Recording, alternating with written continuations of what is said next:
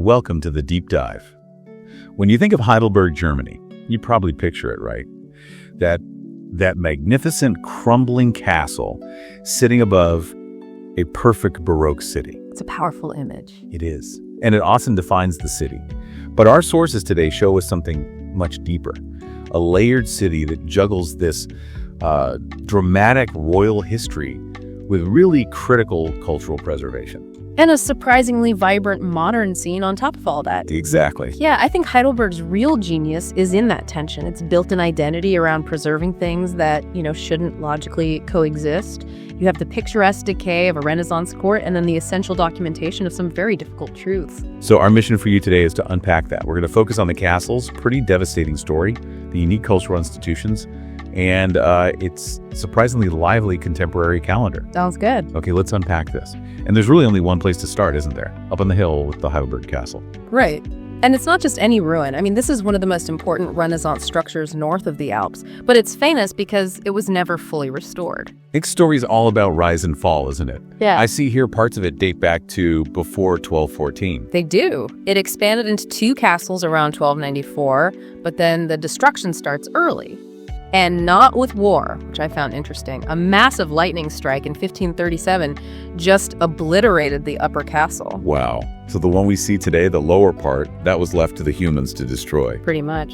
It got hit hard during the 30 Years' War. General Tilly's forces took it in 1622. But the French really finished the job. Oh, they did. During the 9 Years' War, they came in waves. First in 1689, and then they came back for more in 1693. That's what really cemented its fate as a ruin. Before all that, though, it was this hub of European royal drama. We have to talk about Frederick V, the Winter King. We do. He was the Elector Palatine. That was the ruler of this whole powerful region. And he married Elizabeth Stuart, the daughter of the English king. And he spent a fortune trying to impress her, right? The sources mention these elaborate gardens, the Hortus Palatinus and the Elizabeth Gate.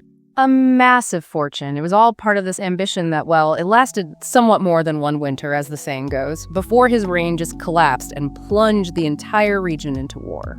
But following that family line, we get to my favorite person connected to the castle, his granddaughter, Elizabeth Charlotte, or Lieselotte. Ah, yes. She grew up there, but later became the Duchess of Orleans in France. And she wrote letters.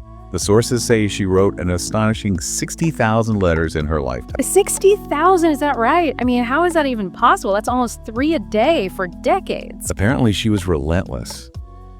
And she wrote so vividly about court life, but also she was constantly lamenting the destruction of her home, the castle.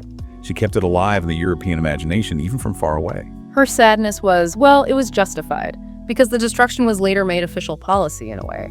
In 1720, the whole court just packed up and moved to Mannheim. Why? Was it to the damage? Partly. But it was also religious conflicts, and honestly, turning that ancient hilltop castle into a fashionable, modern Baroque palace was just... It was too hard and way too expensive. They gave up on it. And then came the final nail in the coffin. Another act of nature. Another lightning strike. In 1764, it caused a huge fire.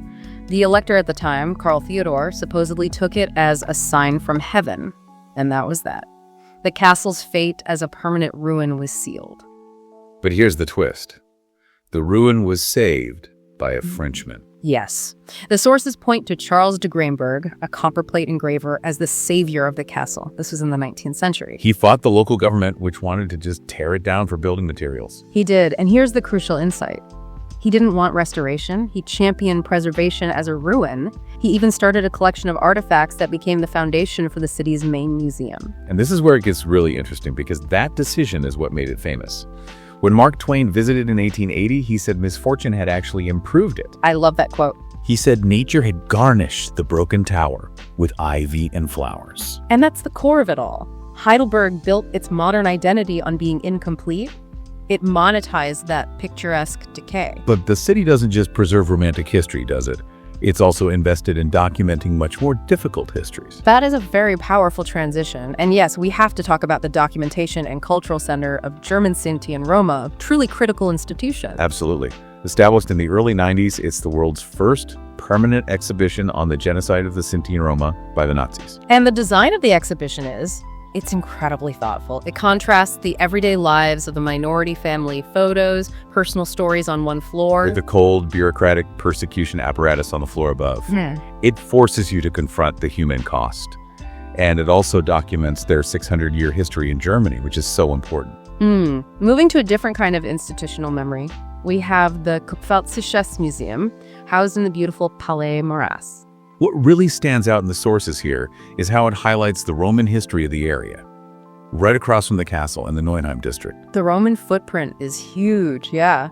You can see a life-size reconstruction of a Roman burial ground, but the real showstopper is the Jupiter column. Right, it's nearly perfectly preserved, 4 meters high. And it was found in a well shaft. It's just this incredible proof that this place has been important for millennia. And the building itself has its own stories. Goethe went to a dinner party there, and Chopin gave a concert. Of course he did.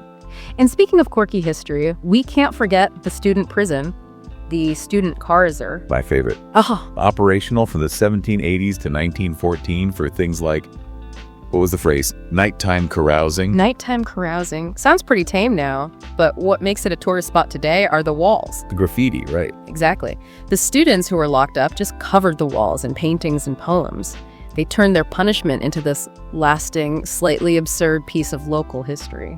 So, switching gears, how does this deeply historical city handle the present day?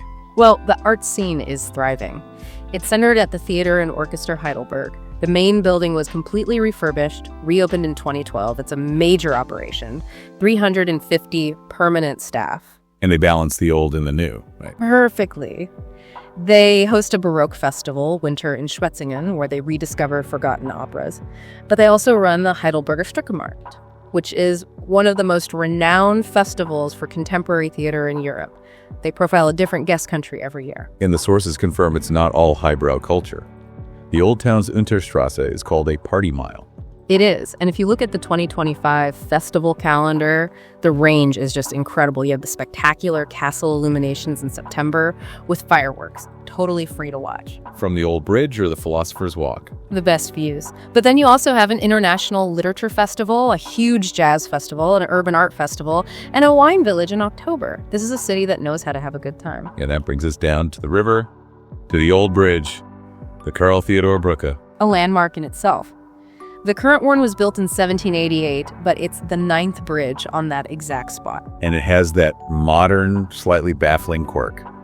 The bridge monkey statue. The Affenturm from 1979, and you have to know the rules. Okay, so what does this all mean for you, the visitor? Well, local legend says rubbing the mirror it holds brings good luck. Rubbing its fingers means you'll return to Heidelberg.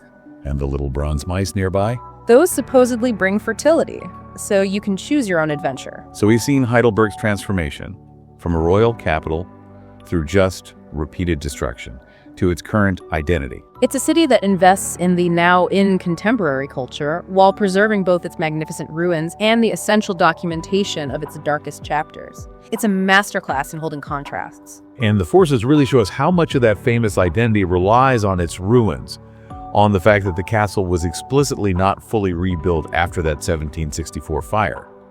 So it raises an important question, something for you to ponder. What valuable part of its story, its whole aesthetic power, would be lost if the famous castle ruin were ever fully rebuilt, if they erased the very decay that drew people like Mark Twain to it in the first place?